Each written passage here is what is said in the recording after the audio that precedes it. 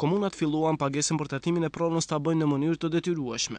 Vetëm në Shkup rreth 22.560 qytetarë kanë llogari të bllokuara për shkak të tatimit të papaguar për vitin 2009 dhe 2010.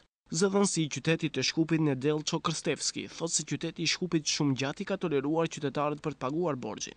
Ai thotë se qytetarët kanë pasur madje 4 vite për ta kryer pagesën për tatim të pronës për vitin 2009. Nga qyteti i Shkupit thonë se megjithatë, edhe gjatë bllokimit të zgjedhur varianti më pak i dëmshëm, gjithsesi llogaritë janë bllokuar drejt për drejt në bank dhe jo përmes përmbaruesve, me çka qytetarët kanë evituar shpenzime e shtesë për taks përmbaruese. Krstevski thotë se vendimet për pagesë me detyrim janë dërguar në fillim të dhjetorit dhe kërkohet pagesë e tatimit për pronën për vitin 2009 dhe 2010. Qytetarët gjithashtu kanë tatimet e papaguara edhe për vitet 2011, 2012 dhe 2013. Këtyre qytetarëve tani për tani u janë dërguar vetëm vërejtje për pagesën e borxhit. Nga qyteti i Shkupit thonë se të gjithë ata që nuk do ta paguajnë borxhin e mbetur për tatim të pronës, do të ballafaqohen me pagesë të detyrueshme. Ndryshe, sipas ligjit për veçqeverisje lokale, komunat kanë afat ligjor deri kur mund t'i tolerojnë qytetarët që nuk kanë paguar këtë obligim. Komunat të cilat në kohë nuk do t'i grumbullojnë tatimet e pronës do të gjobiten. Ndërkaq,